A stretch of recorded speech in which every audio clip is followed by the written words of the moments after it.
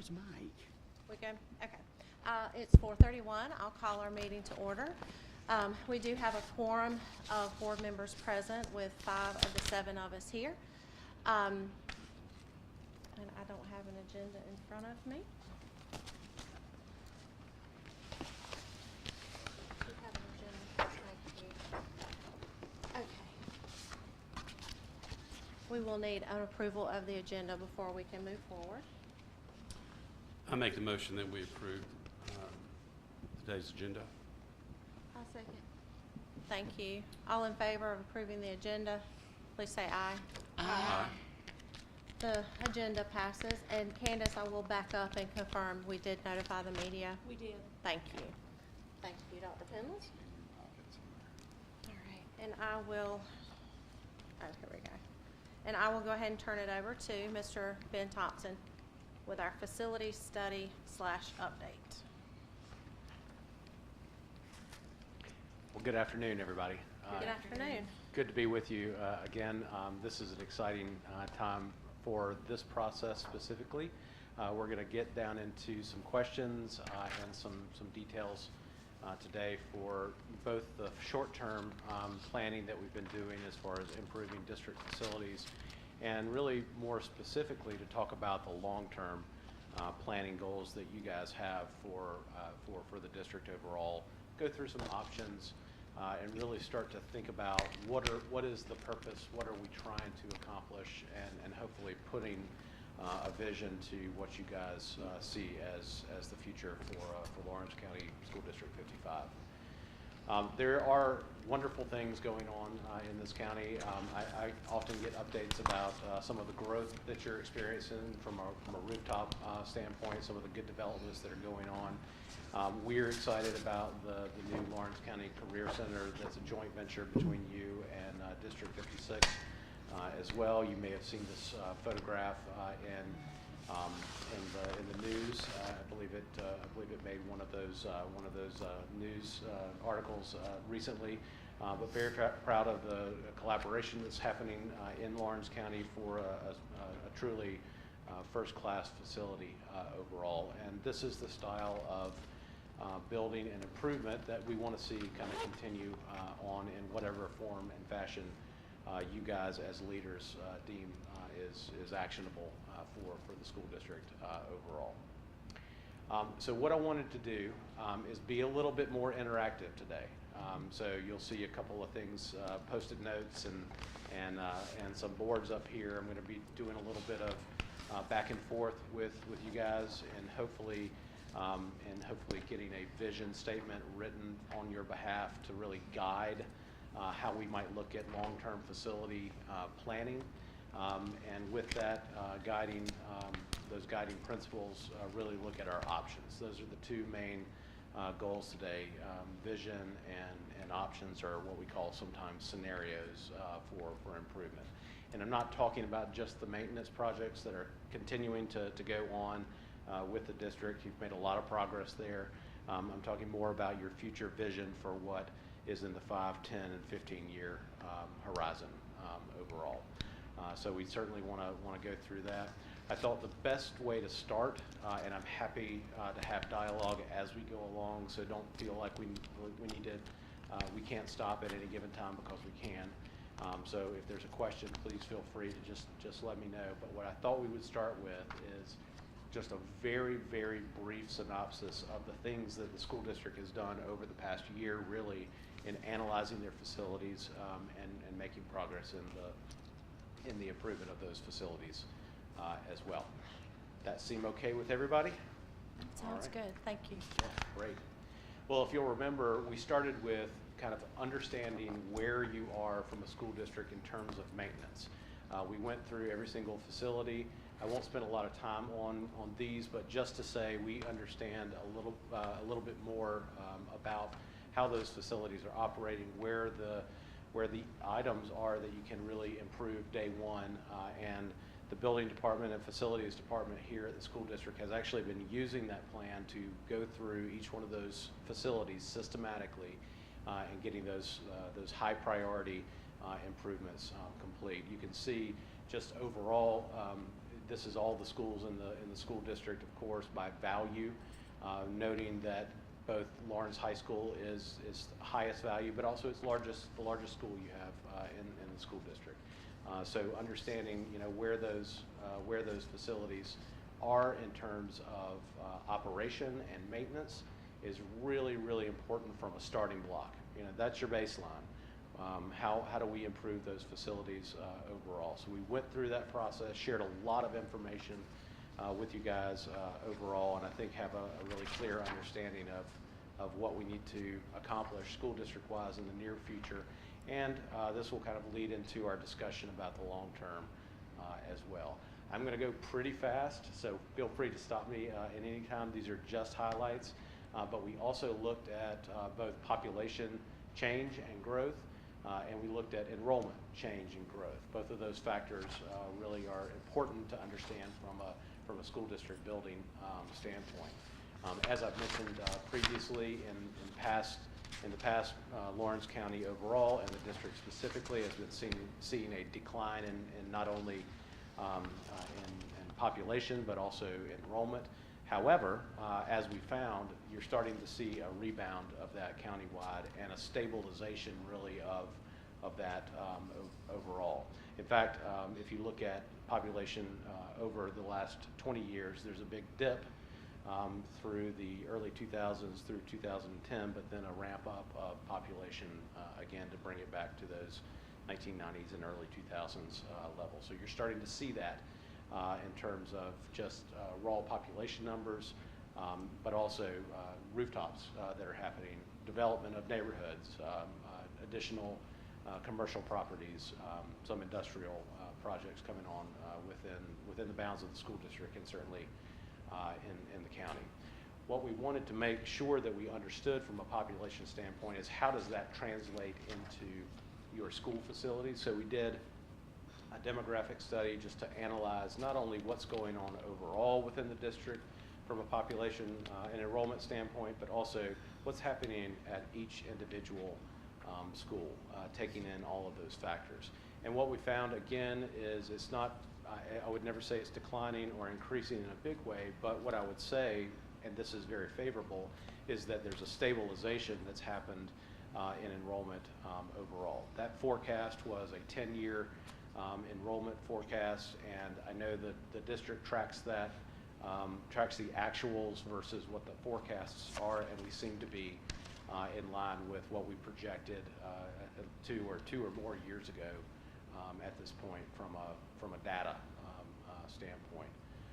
So what we see overall is that, again, enrollment dips slightly, and then it stabilizes again as the years in the study show. So a net wash essentially in enrollment over that 5-year window and that 10-year window overall. We did go into the granular level, and I can certainly describe all of that. That information should be in those previous presentations as well, where we're really talking about how do we address change in the schools as they're constructed now, or how do we address change in the improvements that we want to make overall. Just some key takeaways there is with the stabilization in enrollment, you want to really look at speculative development. So when you see things out there being developed, that's a key indicator that you need to pay attention from an enrollment standpoint. I know some of your communities are starting to see a fair amount of development. I know you've been hearing about that coming for several years, a couple years as well, but now you and citizens are really starting to see those things take shape. So that's an important factor in how we kind of look at schools in this long-range plan overall. So one thing that we shared with you last time is kind of what do we do with all of that information. I know that I've shared a lot of information with you guys over the course of a year, but how do we use that information and think about options? The immediate option that is always present is do what you're doing right now. That's a pay-as-you-go or do things as things come up kind of approach. And by default, that's what the school district is doing. It's really looking at district-wide additions and renovations and conversions as either capital is available or priority need is available. You now are in a position to know precisely what that capital need is from a maintenance and improvement standpoint, so from a short-term standpoint. But from a long-term vision, that's where we want to get to, is like what are we actually aiming for with any kind of significant improvement for a school or for the district overall. Some other things that we talked about previously were with the stabilization of elementary and middle and high schools across the board, how does that make us think about the existing schools that we have? Is there any opportunity for additions? Are there any opportunity for combinations thereof? Not to give any preference to either, but just knowing what the options are that are available to you. So in some scenarios or in some options, you might look at elementary schools. In some options, you might look at consolidating middle schools. Even within each of these options, there are sub-options or additional things that you need to consider overall. As an example, for the high school, for high schools specifically, those are generally the most expensive project that a school district handles over time. They are certainly likely the largest projects overall as well. So there are a number of ways that other clients in your area that we've helped have dealt with their high school improvement plan from a long-range standpoint. Sometimes that means looking at it from a phased approach, making a plan, a long-term plan, but then executing on that plan in different phases. Sometimes that means a complete down to the bones renovation of an existing facility, and sometimes when it's viable, being able to build new where you can on a high school campus as well. So there are a number of different ways that we might get there, that we might approach that kind of long-term plan. But really what we're here today to do is really direct the vision, the purpose for what you guys see as the next step forward. I have no preconceived conditions about this. This is totally up to you guys. I can give you guidance there, but it really is about how you guys see the future here for Lawrence 55 from an improvement plan overall. So with that, I'll stop just a moment for that's my 20,000 foot level kind of overview of the year that we've experienced together and all of the studies and the analysis that we've done before we kind of get into visioning.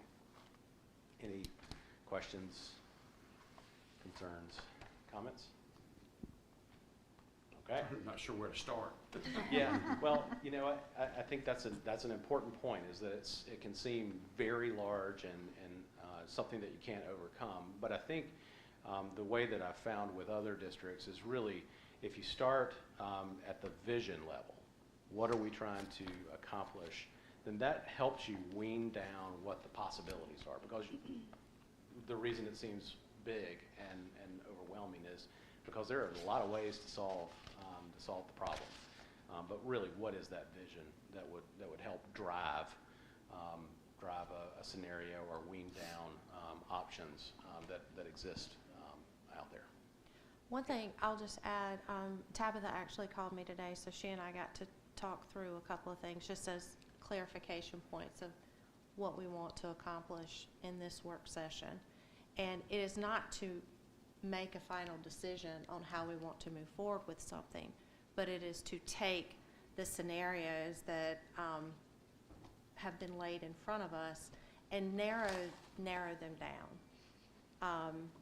So if there's things listed here that in your mind are just like, no, I don't even want to consider that, then we can start Xing things off, or if you want to focus on, hey, I really want to do this, then let's put that at the top of the list.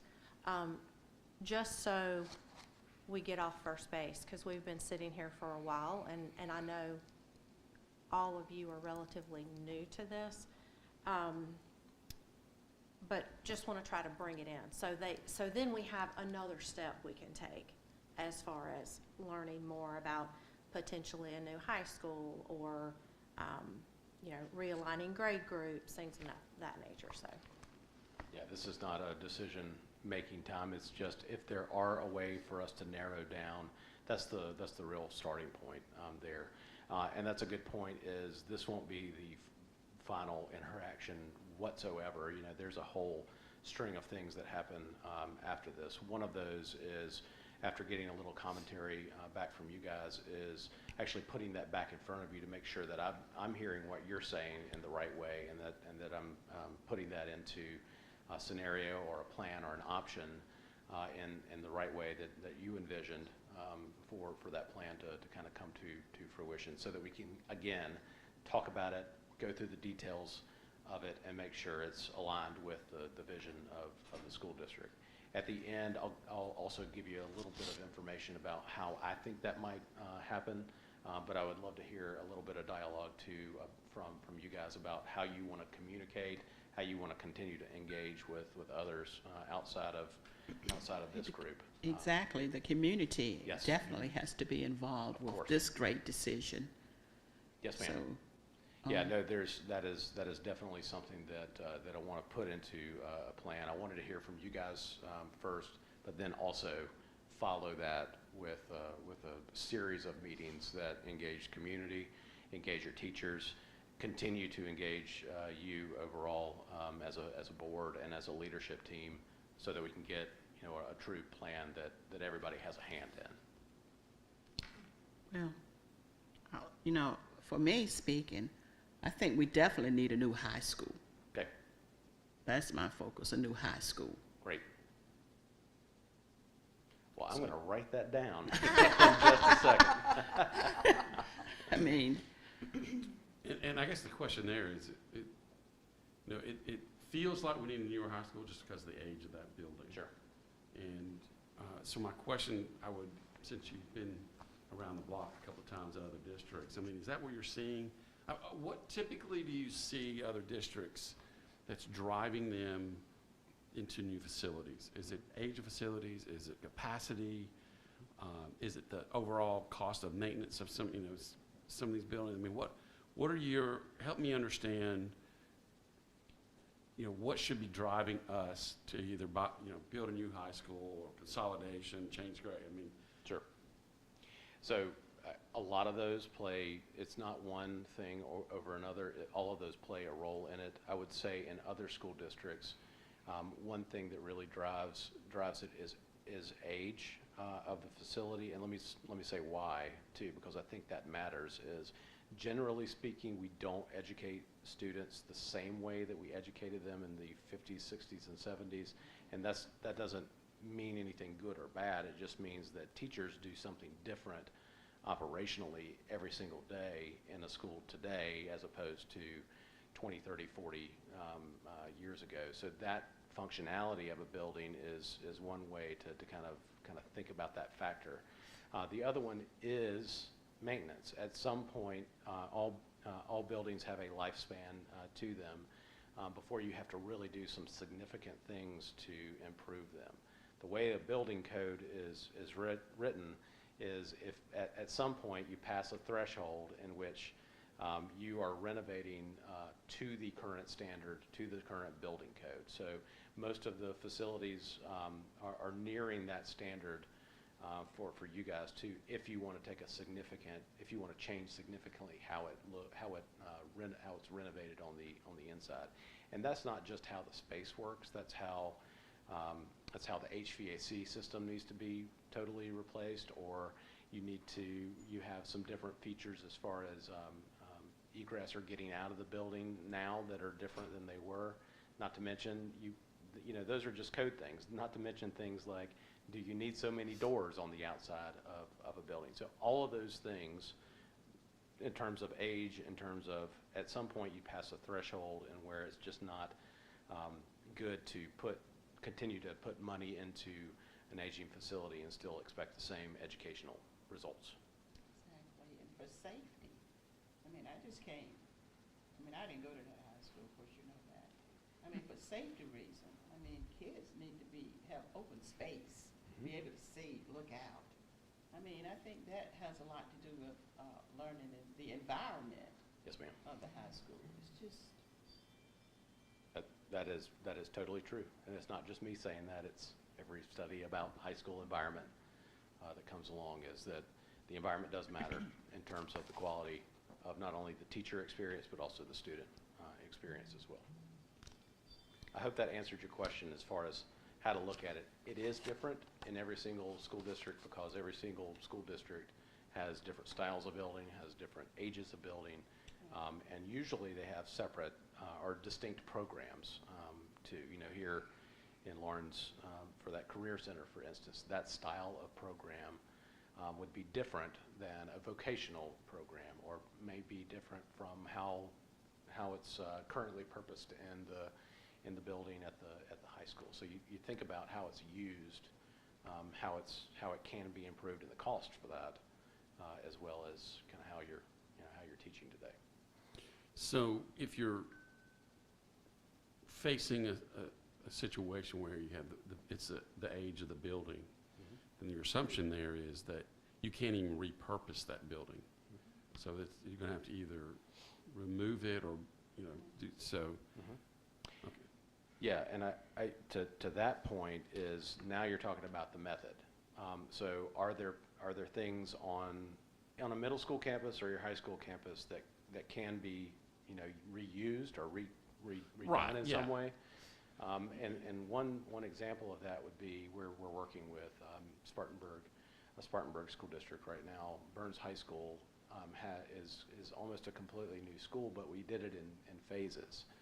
So they kept part of their original building, but we replaced their classrooms. That's followed by demolition of their existing part of their existing campus, and then coming back with the final classroom wings and the administration and the media center side of it. So that's really methodology. It's you have to have, do we want to replace it or not, or just maintain it, before you got into, how do we do that? By what method do we do that overall? Because all those are still on the table. All right, well, let's get that first question. There's a couple of Post-it notes in front of you, and the first question I tend to have for these types of planning exercises is, if you're looking at it, you as board members thinking about what are those long-term plans overall. If you're looking at not the 5-year window, but what's happening overall in the school district, where do you think topically we should focus our efforts here? I know what your answer is, but write it down so I can put it up there. And it might not be just one Post-it note, and that's totally fine. I'll put those up there, and we'll have a quick review of it to make sure I'm hearing what you're saying right, and then we'll move on.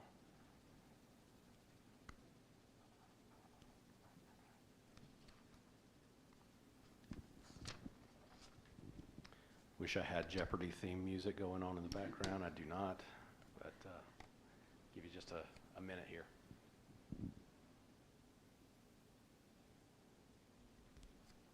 Just let me know when you're ready. And we're just answering the first question, correct? Just first question. That's it.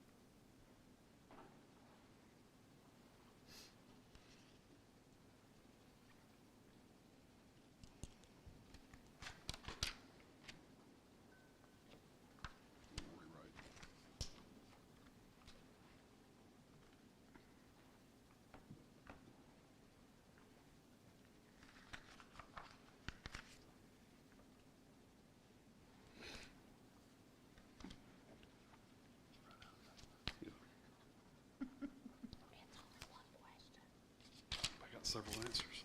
Don't be an overachiever.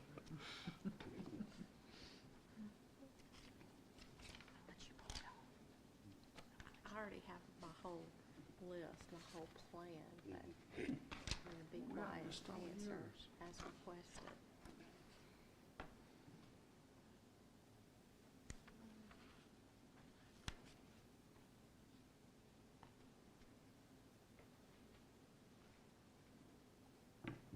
Why did you write on your Okay, screen is that that? everybody?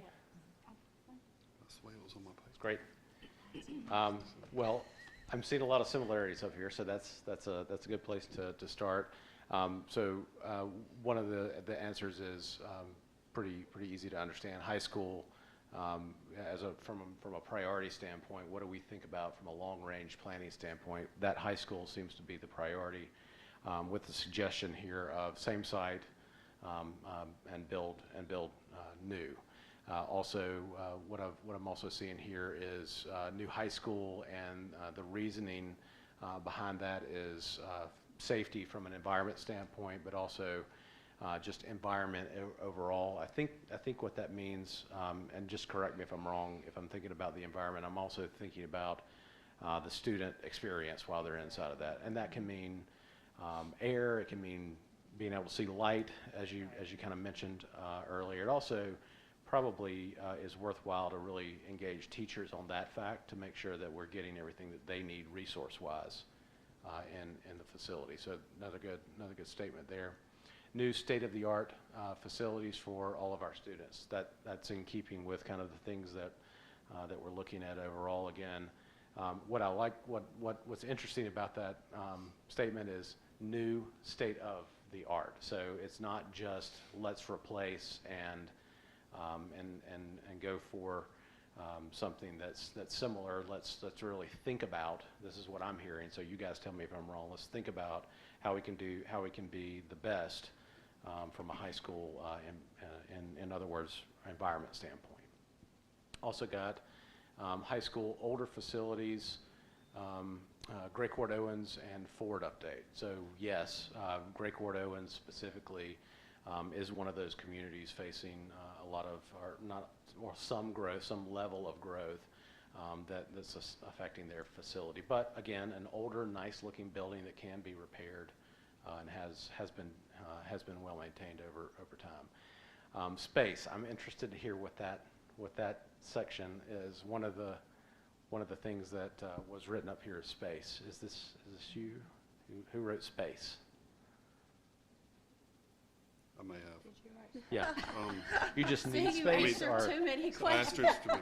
I'm just thinking of all the growth, and whenever we start looking at the list, it's more, does everybody need to get something because everybody needs a couple of rooms or 6 rooms, or, so that's kind of the space issue that I was looking at, because, if we just focus on one, that doesn't fix the other issues that we have, so that was kind of addressing space issues is where I was headed. great. So it differs by campus, right? I mean, you've got to. That's a fine tuning. Let's fine tune it by the campus, Right. by the spaces that are needed at each one of those campuses overall. Great. And that echoes what I was saying about the capacity. Capacity. Yeah, just make sure that each school has the ability to educate the number of kids that are enrolled in those schools. Well, I like those words too. The ability to educate, because that will differ by the type of classroom that you have or the type of program that you have. That's a good point. Great. Let me ask you a quick question before you move. The Sure. default scenario. Okay, so in my mind, as I'm writing on this list and answered that question, it is that we will continue to move forward with the default scenario, because I know even some of those things you've already started work on and picked things up. And in that default scenario, didn't that include, say, 1 new room at Ford and 2 new rooms at Gray Court? So default means just that's how it's going to happen regardless of kind of what you do from a long-term standpoint, but it is totally No, and maybe I'm not using the word, I'm talking about like that base, like just to get us Oh, up to par? Sure. Like, just to bring us up, yes, like the 86 million? yes. Okay. In 80 terms, But 86 million does not add any additions. 86 million just renovates all the deferred maintenance. That's Okay, right. well, that's what I was Yeah, two asking. parts. Did Yeah. it include any extra 2 rooms, 3 rooms, whatever? it doesn't, so with the baseline is just what it takes to keep the doors open, right? Just to keep the school operating. But I think what she's talking about, scenario one, is down here where basically every site Yes. gets something. That's right. And So, so- and that list, I'll show you that list in just a moment. That includes, and that's what we'll do, is define what that means, a number of classrooms. You're still maintaining your building, and that has a value, but if you're adding classrooms, that has a separate value. Does that make more sense? So it's 2 parts. Yes, yes. I was thinking that our base scenario started with every school got something, and then we were adding in from there. That's right. So, Yeah, okay. that's right. That's exactly right. And I'm seeing a lot of those things being mirrored here in the commentary, because while most of the comments have been about the facility, there's also space, there's also mention of Gray Court Owens and older facilities, and then update with all schools. So it's not just one project, it's let's make this thing holistic, and that's what I'm hearing or seeing in your commentary is there are things that you can do. You may prioritize one project over the other, but you need to address some significant needs in all of the spaces or places that that are necessary for kids, for that capacity, as you put it. Anything else around kind of your vision of that 10-year plan? This is very informative for me, for sure. In updating and making more space and things like that, will it be taken into account, not just to what's projected, but maybe go ahead and give a little extra space? Mm-hmm. That's a good point. I haven't said that, but so let's plan for change, some degree of change. You don't want to overbuild, but you also don't Right. want to underbuild. So let's plan for change. What that means for me as kind of a designer is flexibility in the space, and also really taking a hard look as we look at that. Can other spaces be converted inside of existing facilities for a different use, and what the enrollment's going to be possibly in the future, and use those both as a way to define what that flexibility, what that plan for change is. Okay. Are we going under the assumption that in the next 10 years, with the developments that are occurring, that we could be facing a capacity issue with any of these schools? Or we Whenever got we- enough room to breathe to get us through the next 10 years, just from a capacity perspective? Right, and I think whenever we did the enrollment study, part of that did show total enrollment dipped a little bit to start off with, but once the housing kind of grew, it kind of came back. But that's as a district as a whole, not necessarily Gray Court. Gray Court's, so those areas that have much larger forecasted growth, they're going to need more additions than another school that may not be in as high of a growth zone. So part of that was taken in consideration, but if all of a sudden all that property gets sold and developed, that's a whole nother growth model that we have. Based on how you operate at the high school now, too, you're nudging towards capacity there, and that's different than maybe you have more elementary schools, so you can spread those out a little Chip, bit differently. it's in this packet that's there. Yeah. And it's not, the pages aren't numbered, but on this particular page, Right, I saw that. you but can see that we're, based on the max capacity, we should be shooting at 80%. Is that right? That's Not right. 100%? And you can see how close we are and over on in some of those schools already. Okay, well, I want to be conscious of your time, so I've got really a couple more that I wanted to talk through with you. So You know, there's definitely, I'm getting a vibe up here for what we ought to be focusing on, overall. You know, as you think about all of the challenges that a school district would face, is there one big challenge in defining that plan and/or gaining support for those improvements that a facility, a long-range facility plan needs to address? That might, I can give you a couple examples if that's not clear, but what, from your perspective, is one big challenge that the school district will face in improving their schools overall? You want us to talk about this or write it down? Write it down, and then we'll talk about it one more time. Repeat the question one more time. Sure. For long-term facility improvement plans, what one big challenge does the district face in defining a plan or gaining support for those improvements?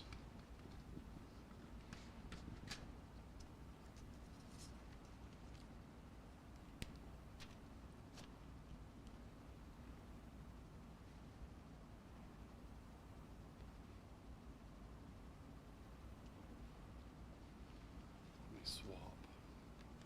Do So I- I'm gonna write it the correct way. How about that? Oh, I don't think it really matters, I guess.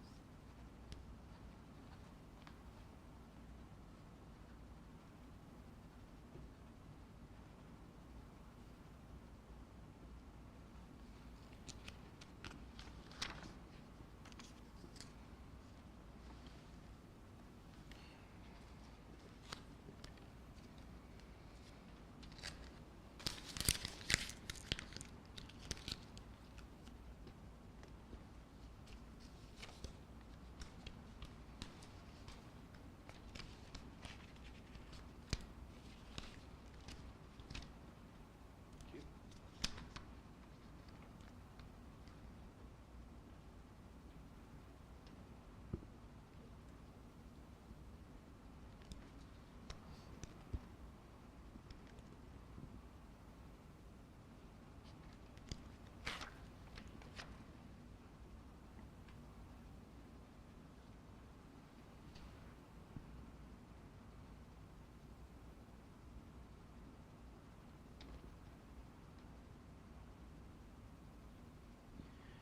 Okay, well, I'm also seeing a lot of similarities up here, so this is good as we kind of consolidate towards a plan here. First one is money and community support. Obviously, if you focus on school building, there's going to be some kind of financial impact for that. That's not normal. That's not part of your ongoing revenue that you generate. So yes. I wonder, and this might be just a discussion for the group. I wonder how you think about that. Is that money that you would be asking for locally? Is that something that we should focus on from a communication standpoint overall out in the community? Well, I think everyone's, is feeling the pain of financial crunch these days, and for us to turn around and say, oh, we got to build a new school, wherever that school is they're going to know that we've got to reach into their accounts and get money. I mean, you can't do these things for free, and so the community is going to know that there's going to be changes in the tax base, however that's going to pan out. And I don't claim to know those options, but the reality is that if you're building a school in this district, those people that live in this district, in some form or fashion, will be paying for it. I think one thing that's important as well with the community involvement and community support is being very transparent on what we want to do, exactly how the money will be spent. A plan. An actual plan that can be shared with them through community town halls. I think transparency is important. Being able to say, where will it be, when will it be? Here's what we estimate it's going to and cost. exactly, yeah, Right. the estimated cost, so. One thing also on this one too, and I think you're getting to that too, is selling the need. That sounds a little bit more less financial, but also, telling everybody why you're doing what you're doing, too. So it's a lot about communicating and probably educating a lot of your community as far as what the need is. So Right. I might just, if that makes sense, I'll write down educate as well. And that'll fit in to kind of how we might proceed with engagement. Okay? Yeah, and I mean, I agree with what Kathy said. I think that the only way that you're going to get the community on board is that you're going to have a specific plan in place to, let them know, hey, cost, location.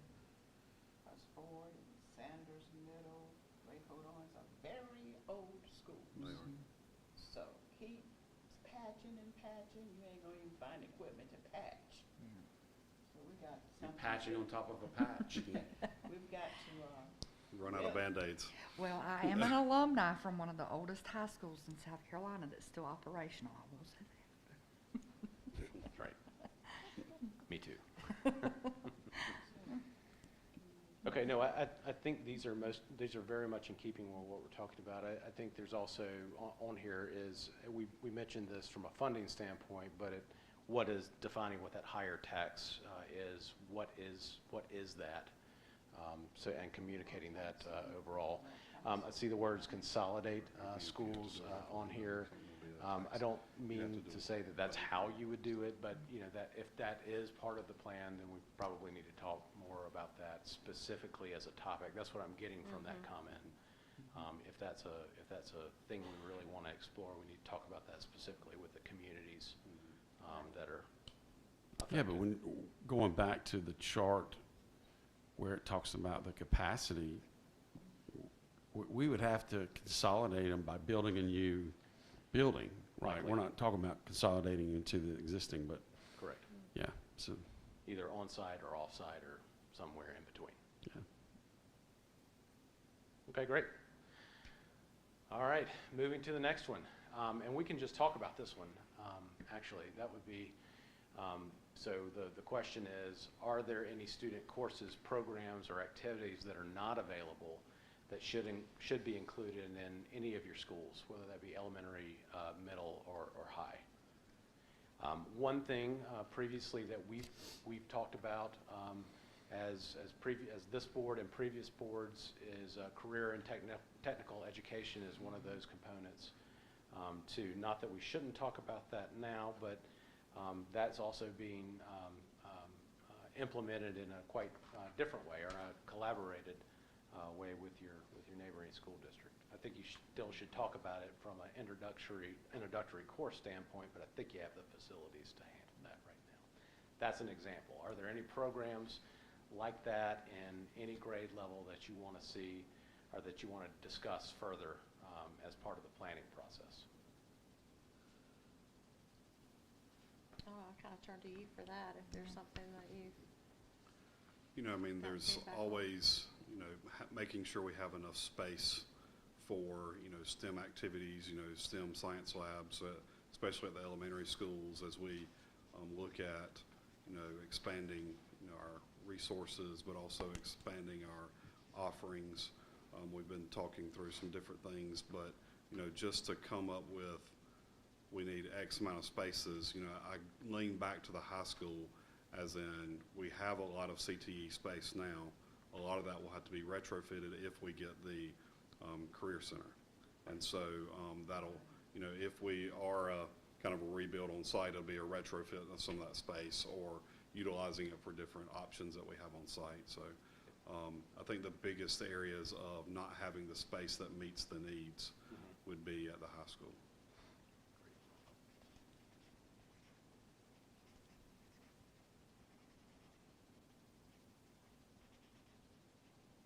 Anybody else? Yeah, I'm not aware of any. I haven't been, and I've my 5 kids have gone through there, and I've been pretty satisfied with the coursework that they've been offered. Great. Anybody else? The cosmetology and barbering, but like Phil said, we're hoping the Gate Center's gonna look that.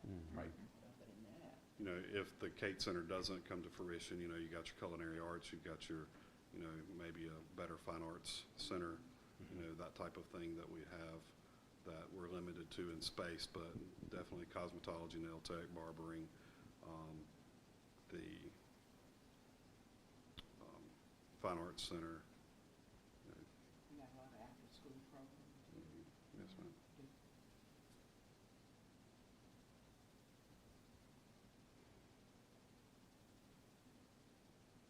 Okay, great. I think you have a special guest who might say athletics after I sit down. I didn't want to steal his thunder.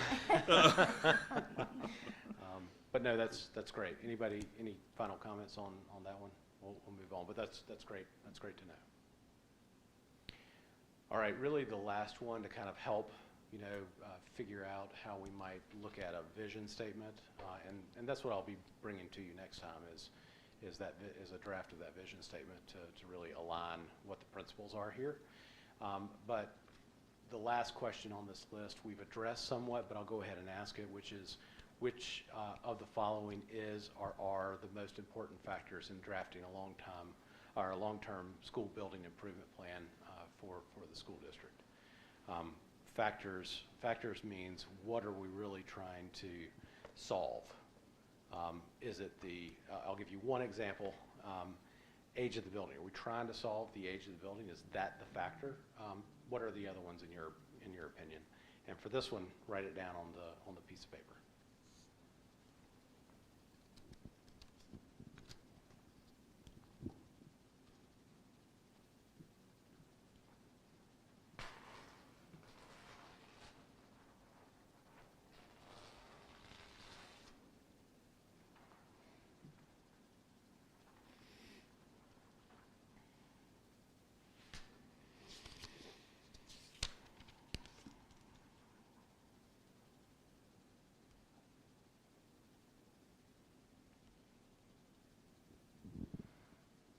Again, it doesn't have to be for a specific school, but it can be. And it doesn't have to be just one.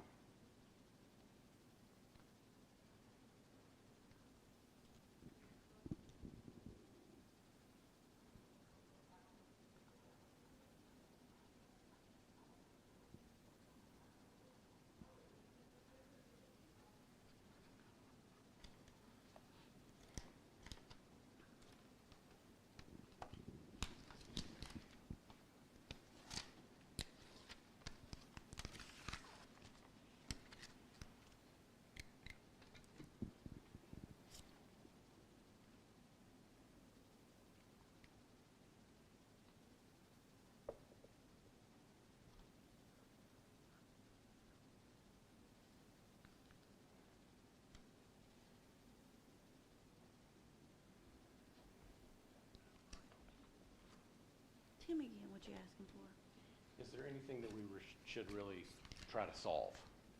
What's the big thing we're trying to solve? In my example, age of the building, where you would look at then, totally renovating or replacing portions of a building. See, I thought we were choosing from these on this list. Those are examples. Well, that's what I was. You can choose from those on that list. Totally fine to do that, but there's a other down there too. So whatever, Gotcha. Whatever you see as the factor.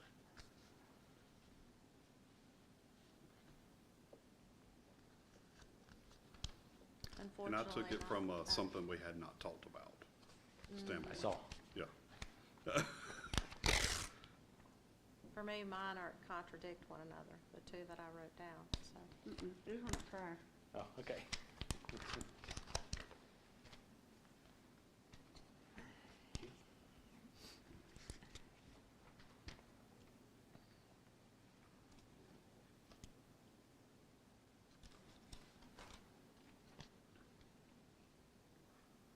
What'd you write down? No, mine is like, when you drive up, do you feel, what's the appearance? Does it look dated? Does that mean we can get rid of the gates?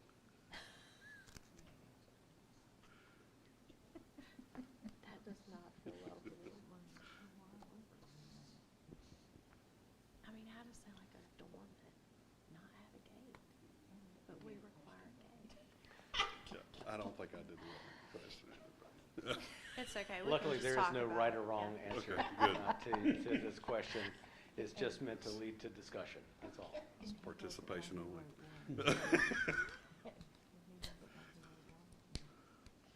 So we are all unsure as to whether we answered this correctly. Is that what That's it correct. is? Apparently, I don't think I think anybody it's did. Ben's fault. He didn't clarify his question properly. I agree. And Yeah, it might have I'll been the take the purpose of blame. the question. Yeah, I'll take the blame. I think I answered it all right. I think you answered it right. Actually, I got some interesting answers, so I kind of like that overall. What are we solving for is kind of how I would say it. What are the big factors that we should consider? What I see on here is, both things that we've talked about, meaning replacement and improvements to older schools. But what I'm also seeing is things like we should really solve the minimizing tax increase to voters. Two very different things, but the plan has to address that side of it as well. It can't be just what we plan on doing or what it might look like. It has to be, all right, how does this directly affect the taxpayer, the student, the teacher, the parent for your school district? I think I've got that right, Yeah. whoever wrote that. Yes. So that's two sides of the same coin here, and I think that's an important factor. I really like the what are we trying to solve is not be dated. That means be new, be modern, I think is another word that was used up here. Not for modern's sake, but for it to be representative for what you need in the district right now, and if I'm taking that correctly. And the appearance, meaning welcoming, looking for that open and welcoming approach when it gets into the design of the building. And we talked about this a little bit in cabinet today. You don't want to drive up to a school and say, well, I don't want my kids to go here. Right. And what is it that we need to do for not only appearance outside, but the feel inside and the opportunities inside. Right. So, Gotcha. Yeah, no modern day, weird looking facilities anymore. Right. Right. Modern being just the I way know, that I'm yeah, defining that. Yeah, the way that I'm defining that is just the need that you have today in terms of space. Well, the high school was built at a time where education shifted on what they wanted to do. I grew up in a high school like that. This pod approach and that high school has since been completely torn down. And yet we have one that's still standing here. And it was a terrible idea. And that modern day, old modern day is ugly. Pure and simple. You drive up to high school and you go, what were they thinking? So the appearance does matter. Oh, it absolutely matters. That's good. No, those are good comments. You want to be excited and I hate to use the word, but proud of the school that you go to. Right. That's a good way to put it. Pride in place or pride in school.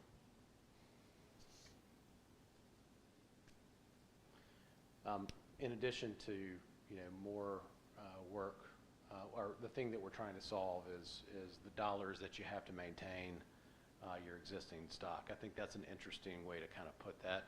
Too is remember back to those big donuts that I saw from a maintenance standpoint. You can't just solve the need from an educational standpoint. You have to solve all things comprehensively. So looking at those facilities that have high maintenance costs might actually help solve that problem by improving them overall to the benefit of the school district outside of just an initial plan fund overall. So that's good. I also see here safe spaces and security. I think that's a big topic everywhere, but here specifically in Lawrence County School District 55, at your high school, at your middle school, at your elementary school, since they're all different ages, they all have different approaches to that. I'm aware of the things that you've done in the last really 15, 20 years to keep on improving those to make them more safe. But doors, as an example, I think that you used earlier is one of those. principles. So yes, safety and security at the small level and at the large level when you're talking about campus planning. Anybody else have anything to say about that aspect of it? We're trying to solve safety and security within those schools. Okay. The last question on this list, and I'm going to flip the last two, but the last question on this list is more about, did I miss anything? You know, those are kind of the key elements to really understanding how we think about mission and vision for a long-term plan, and I'm going to put that into a format and send that back to you for continued discussion and or addition to it or revision to it.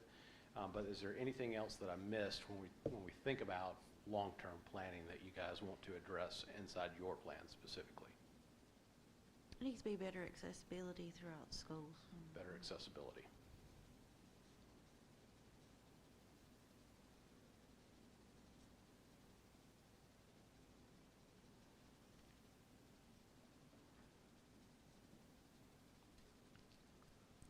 I mean, I've shared this before, Coach Compton and I have talked about it, and the doors at the high school, like, you know how you pull your car through a gate and it scans your tag and the gate opens. I mean, literally a scanner on his wheelchair so that when he goes by it, the double doors that he's headed to open. So you shouldn't have to always have somebody with you in order to navigate the space. No, good point. So using technology or using features to kind of enhance how you move and move inside the facility, but also how you access the facility. Okay. I would like special needs students to be kept in mind when making plans.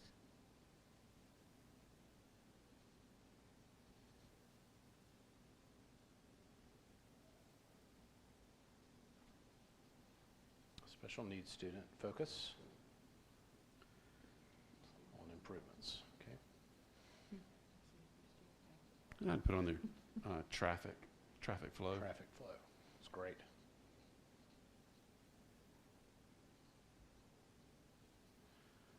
It's an important You've topic. seen a lot of the new facilities, a lot of kind of collaborative work areas, you know, where you can have kind of sometimes the classes can come out, kids can work together versus, you know, being in their classroom at all times, but just kind of an atmosphere of collaboration is really.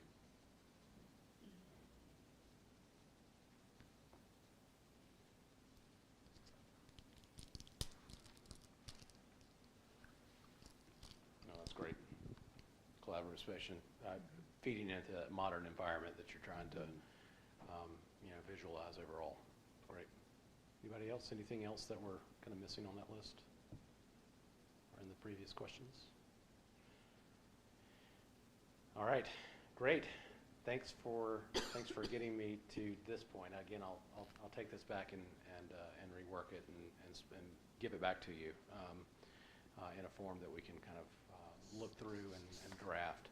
I guess the last question that I have in this segment is really, you know, how should we keep information flowing about your plans, about decisions that are made, and how do we communicate to stakeholders there?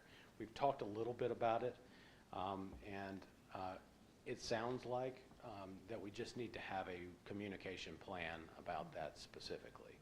And I don't want to leave it at that, but I think that that's something that we might want to try to put together as well to make sure everybody is being heard and all the communities are being addressed as part of the long-range plan.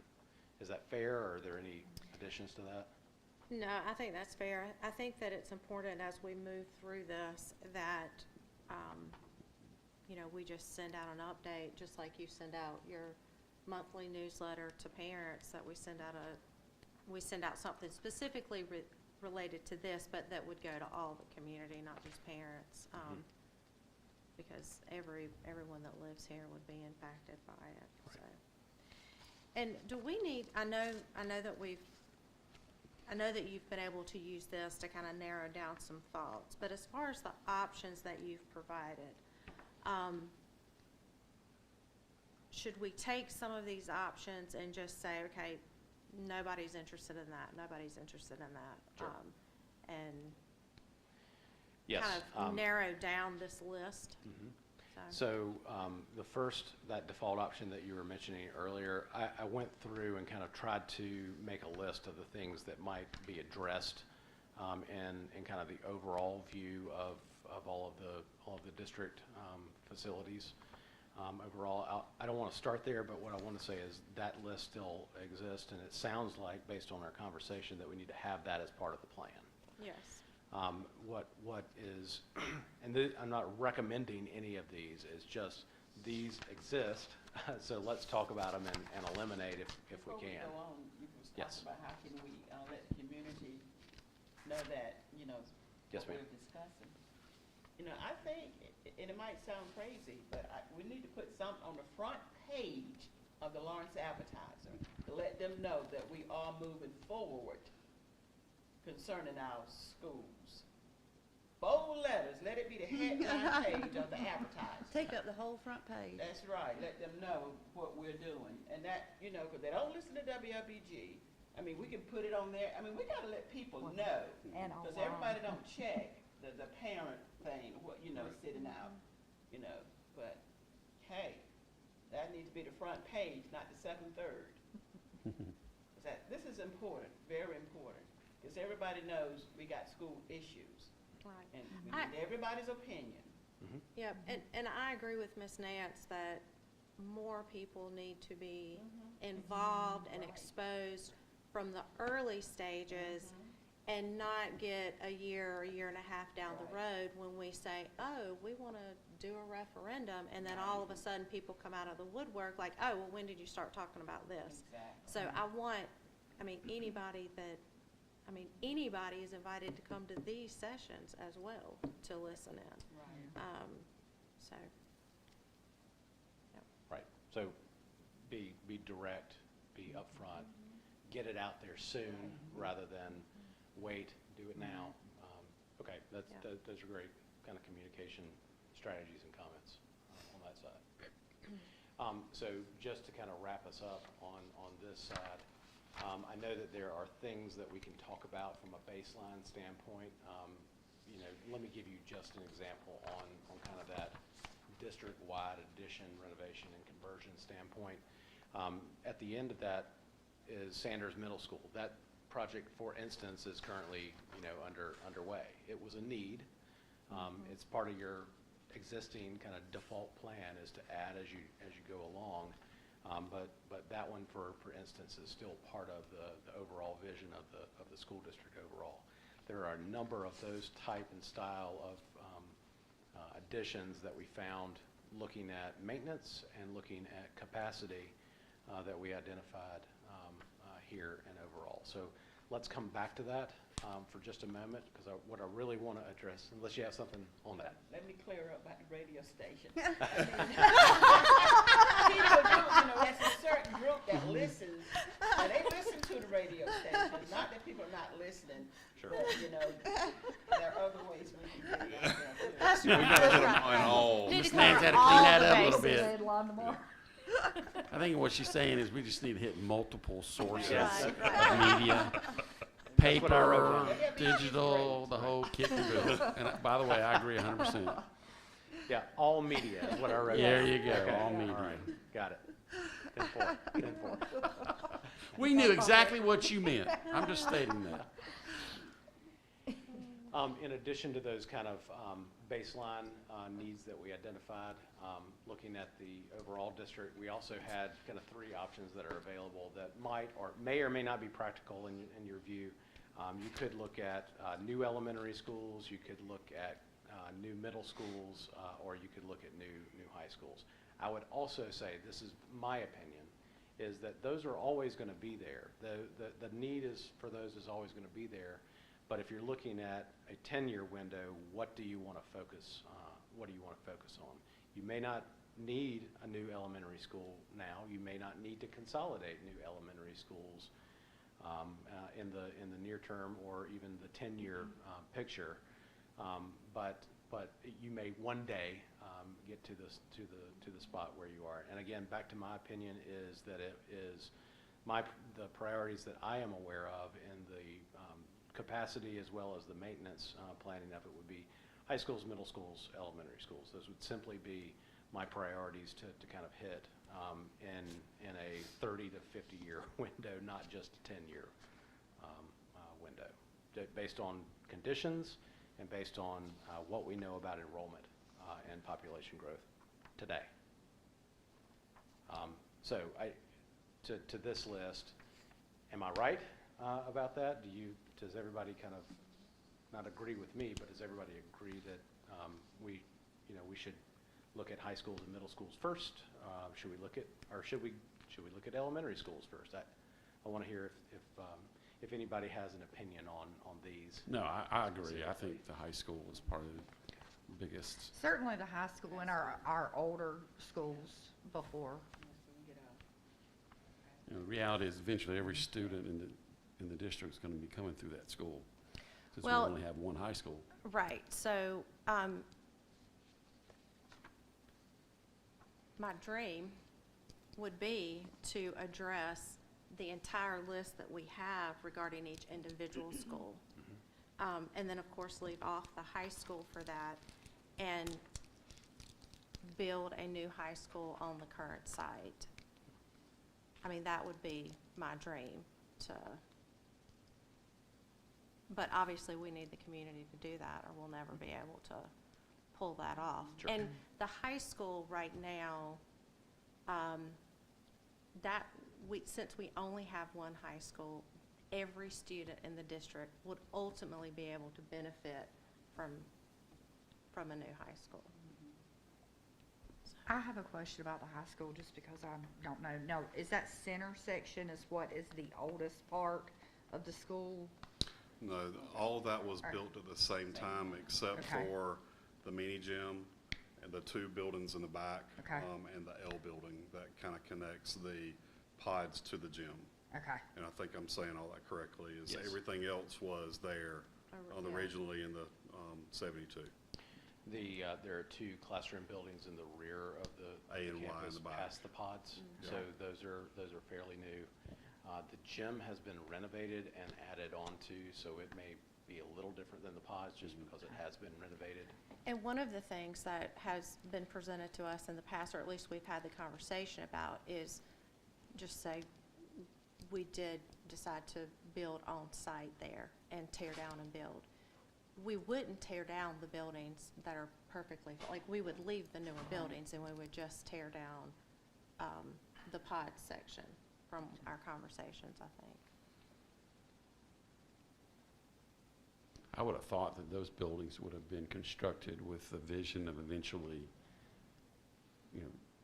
with that in mind, is that we're going to build these, and then the next big one is we tear down the old stuff and build around what we just built. Well, I think through master planning, that might be one option that we take a look at. Yeah. Is that possible? Is that viable? Yeah. And is it cost efficient? Because Spring Valley and Columbia, they did the same type of thing. They built a wing, tore down some pods, built a wing, tore down more pods, built a wing, and that type of thing. So it was more of a build then tear down, so you still didn't have to displace the kids. Right. And I think ultimately,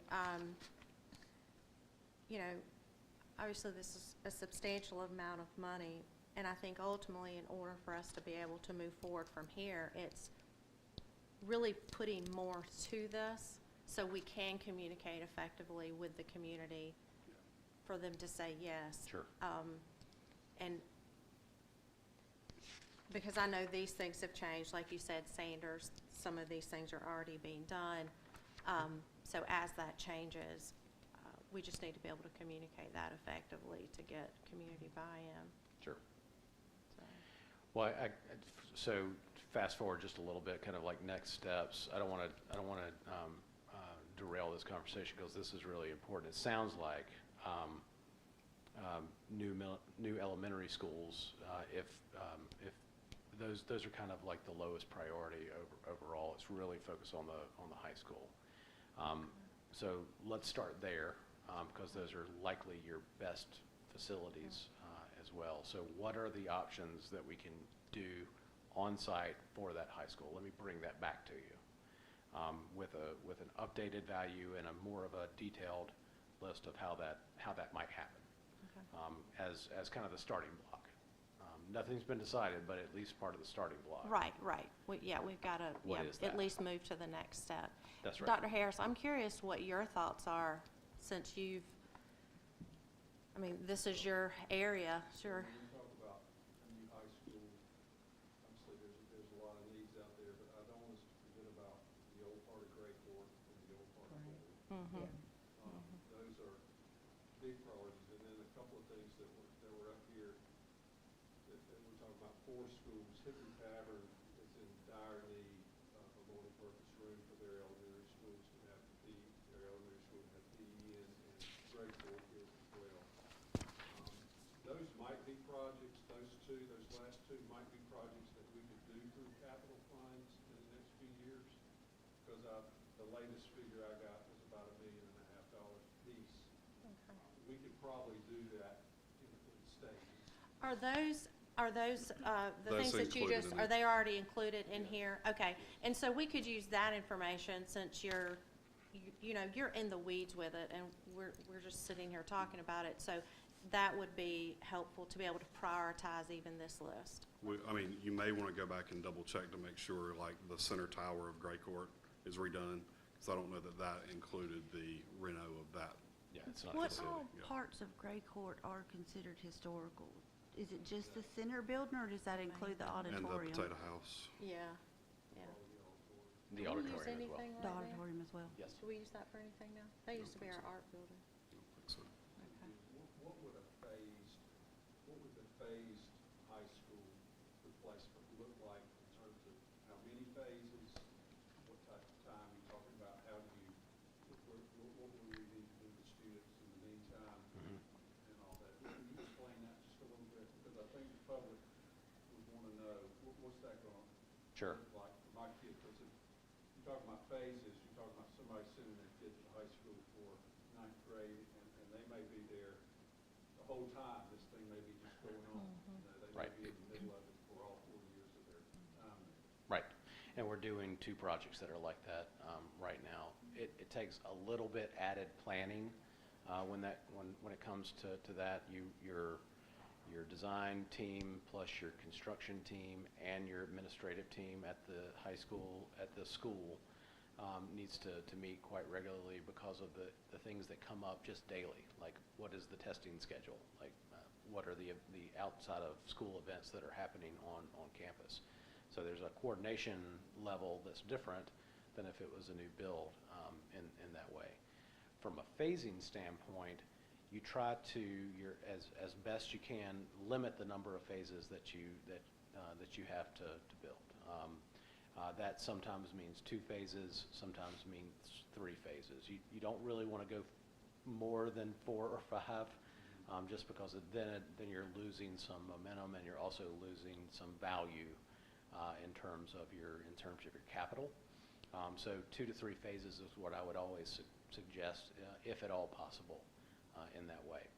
If you're thinking about the high school just as an aerial plan, where are the places that you might want to focus on from a phasing standpoint? Well, you probably need to build classrooms if you're planning on demolishing the center area. You definitely need to think about the cafeteria and the kitchen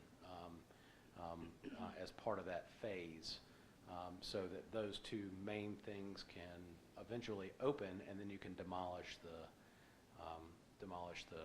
existing buildings in some way. So those are kind of the things that we think about there, and what you try to do is put that into a reasonable plan that keeps all students, staff, administrators, and parents, when they are in the school, outside of the construction zone. So yes, there's something going on. Yes, it's coordinated, but it is absolutely separated. So you don't mix construction traffic with school traffic. or people. So it's possible. We've done it many times. Is it difficult? What I would say is it takes a little bit a different level of coordination, but it can be done. It can be done well overall. It does for a high school. To the point about timing, it does take anywhere from 2 to 4 years, depending on the size of the high school, to get that built. So Spring Valley, I believe, and this is just off my memory, I believe it took, well, we're doing a project on Spring Valley High School's campus right now. So but those are additions, that takedown and replacement, that took 4 years. And they were pods. There's one pod left on that campus, and it's the gymnasium. I hope that's informative and not too technical or down in the weeds, but it's an important point. Is you got to plan on how you might operate under that condition too. Right. Thank you. So Yeah. we'll All right. swap over to Yep. Tommy. Yep, that's great. Thanks for your time. Thank you. Appreciate it. Appreciate it.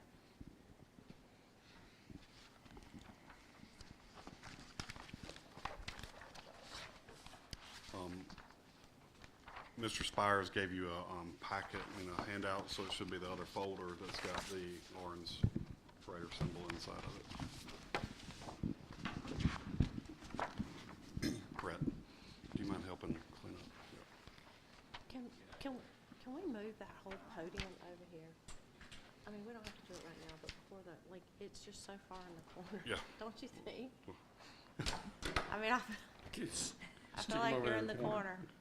All right, go ahead, Coach Spires. All right, I'm not going to take up a lot of your time. First of all, thank you for allowing me just a few minutes to come in as you're going through this very important process of trying to figure out what's the best direction for Lawrence as far as schooling and whether it's high school, middle school, whatever. I know it takes a lot of work. But as you're doing that, I just wanted to make sure from the athletic standpoint that I give you some type of idea of where we at with athletic facilities as well. And the report that you have is going to give you some ideas or some improvements that are needs now. It's also going to give you big scale ideas of if we decide to build new. But right now, I feel like it's important that we keep our student athletes in the best facilities as possible, especially it's competition. You got schools all around us that have new schools, new facilities, and our student athletes, we're going to make sure that we retain the student athletes at our school. We're going to make sure we retain the best teachers, that we retain the best coaches, as well as, if the time comes, to be able to attract people to want to come here to coach or to go to work. So those facilities, it's kind of started at the college level. It's the same thing at the high school level now, where those facilities that kids have as student athletes, they matter. And I feel like we do a really good job now of, trying to catch up as much as possible and providing, safety and things that they need. But as we move forward and moving into this new progression of a new school, I would like to see our facilities come along with that. So, we got school choice legislation out there. The athletic transfer rule for athletes across the state is getting ready to change pretty soon, probably in March, which will go into effect July the 1st. So we want to make sure that we have a plan to retain our kids, our Lawrence kids in Lawrence, to get their education and to play sports. So as you go through this, and I'm not going to read it all to you tonight, but I would like for you to keep it and just kind of go through it. And then if you have questions, you can always email me, call me at the high school, or better yet, come by and we can walk and look at what we have now and what we're hoping to get. But like I said, this plan that you see in front of you kind of goes along with what you were discussing tonight as far as kind of rebuilding, renovating where you're at, but keeping the facilities where they're at also. But they will need to be renovated and brought up to, I guess, the level of playing fields that people are seeing now. Turf fields are real big. You know, there's people for turf, there's against turf. We can go back and forth on that, but things like that as we go through to study our facilities is kind of what we need to look at. There's advantages to it, and there's also disadvantages. I will say our main gym, I think, is beautiful. Dr. Harris has worked very well with me to be able to maintain that and get the floor redone the last couple of years. But when you leave the outsides around the hallways of that gym, there are things that need to be done there. And that's where visiting teams come to go to locker rooms, and our locker rooms are very outdated. You know, some of the colors in those locker rooms are still blue and lime green from back in 1970. So there's things that need to be done on the outskirts of the gym, not necessarily a whole new gym. And the same thing with other areas of our school. You know, our football stadium, I feel like, is in a good location, but we have a hard time managing large groups of people, because when the ticket booth, restrooms, and concession stand was built, it's all in one place. So you're trying to get people into a game. Some people are trying to leave. They're trying to go to the restroom. They go in the concession stand. You know, right now in this day and time, that's not the best way to do it. You know, we need to look at separating restrooms on one side and concessions on home and visitors. So just things like that. But I just want to make sure that as you plan, that we keep athletic facilities in mind. You know, I've had people always come up and want to talk about fields and turf fields and things. I truly feel like the education part of that building needs to come first, but athletics needs to be right along with it to match, you know, what we're looking at. I wouldn't want a turf field where we have now, because it would stand out and not look very good if you had a turf field and your school needs to be renovated. So I understand the balance of that, and I just want to make sure as you move forward, if you have questions from me, from athletic facilities, please reach out, because I want to make sure we do it the right way, educationally, academically, and athletically, as we plan to move forward for our kids in Lawrence. And the community. And the community. That's right. You know, I love the Our football community, gathering. you know, I always, you know, our community loves our athletic teams. They get behind us, and we appreciate that 100%. And I also think, you know, the success, I go back to last year's baseball, you know, even during that time, our community seemed like it came together. It seemed like kids in the school, the discipline was lower, everybody's pride. We talked about pride earlier. You know, that's what they take pride in, is when your school is excelling in athletics, it seems to help everybody. So, Yeah, I wonder if we ought to say to the community, we're gonna build a brand new stadium, and we're gonna do something different with the school. It's all about stadium, and then we build this big, nice school. so, but thank you for what you do, and you know, as you look through those notes, if you have any questions or want to come see me, I'm usually at the high school most of the time. All right, I have just, I know we're running way over on time, but, so I just have a question about the car line traffic loop. You mentioned it runs straight through the facilities. I know people are crossing over there to go to practice and things like that. Have we tried a different loop at the high school before? Having buses on one side and cars on the other, you cannot mix the two. And so that's one of the reasons that we haven't swapped it to the other side. You know, that may be something that we could look at, but with all your car riders up front, your, not your car riders, your drivers up front on the right side, and then you've got all your other loops. I mean, that's the hard part. So there's really no other options, basically. I just put that in there as we plan. Yeah. That's Totally. something we keep in mind. You also, on your last page, have topics for another time. Yeah, I would love to come back for another. When would you like to discuss those? I'm intrigued. The list gets bigger. Well, like I said, I appreciate the few minutes tonight, but I'm always having things I would like to put before the board or talk about the way to move things athletically forward. And I know we're have, you know, bigger things ahead of us right now, but like middle school sports, I think needs some attention. I think a spring sport for middle schools would be great, because right now they really don't have anything. So just several things that I feel like should be a group discussion and how we can benefit all of our kids, not just at the high school. Because you think about recreation ball, they play till they're about 12, then there's a gap that, you know, they don't really play after that unless it is middle school. And right now, we don't have anything, unless they come to the high school for baseball, softball, or track. But think about middle school soccer. And that so- still even leaves you with sixth graders not able, really not able to do anything. Yeah. So, So that was just the note in there. That well, I'm maybe we glad could to have come back. another work session just for you to come in and talk That'd be about perfect. your thing. But we need to make sure Mike and, Anthony can be here for that one too. I think that's an excellent idea. Yeah, yeah. I know you got still things to get done tonight, but I thank you. And if I can be of any help, let me know. Thank you, Coach Spires. Thank you. All right, and so Dr. Harris also provided you an update of everything that's on a single page. That's kind of the items that we've already started knocking off the list of our deferred maintenance out of that 86 million.